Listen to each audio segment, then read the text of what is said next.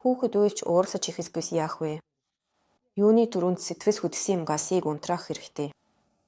Уйлж уурсаж байх үед нь хүүхдийг загнах, ухаанд нь үлээж эсвэл тохиросдох гэж оролдох нь ямар ч үр дүнгүй. Хаширах цохих гэс мэтэр хариу үйлс үзүүлэх хэрэггүй. Энэ нь байдлыг усан дор дуусна. Хүүхэд сэтгэс хөдсөн гүн хямраст орч өөрөө гарах нь маш хэцүү болдог. Хүүхдийг тайвширхад нь тусаарай. Түүнийг тэрхийг самс босгоорой.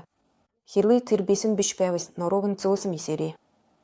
Хэрвээ хүүхэд түсгэж цохиж ойр тусахгүй байвал би чамтай хамт байна. Чи хүсвэл тэрврээ дүгнэ гэж хийхээрээ. Түүний аюулгүй байдлыг хангаарай. Ойр орчмын аюултай зүйлсийг холдуулж санамсаргүйгээр гэмтхээс сэргийсээрээ. Хүүхдийн түвшинд очиарай. Жишээ нь хэрвээ тэр шасан бээр хөвтөж байвал таач бас шасан бээр суу. 50 хайр дүүрэн хоосоогоор яар. Түүнтэй хамт хэрэгтэй гэж бодсон хугацаагаар нь хамт байгаарай. Нүсэмс ойлгох юм бити хичээрэй.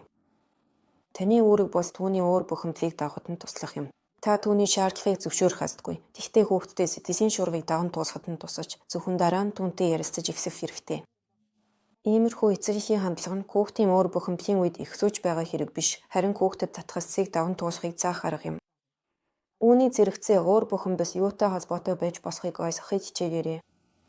Ийм зан авирын цаана хүүхдийн ямар хэрэгцээ нуугдаж байна вэ? Өссөн үү, унтахыг хүссэн үү, ядарсан уу? Түүний хэрэгцээг аль босох хурдан хангахыг хичээгээрэй. Сэтгэс хөдлсөн орвис үеийн намжиж ихсэх үед түүнд юу болж байгааг ойлгож хэлж босно. Чи ядарсан уу, өссөн үү, эсвэл хүүхэстэй киноноос болж гомдсон уу? Хэрвээ уур бухимдсан хүүхэстэй кино, тоглоом, амттан авахыг хоригдсноос болсон бол хүүхдийн мэдрэмжийг ойлгож эсэрфийсээрэй. Би чамд чихэр өгөхийг зөвшөөрөөгүй болохоор чи их гомдож байна. Чи надад уурсаж байна.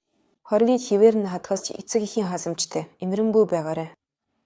Ингэснээр та хүүхдэд хүчтэй зүрэг мэдрэмжүүдэд даван туусгахад нь тусал харилцаагаа эвдэхгүй байх боломжтой.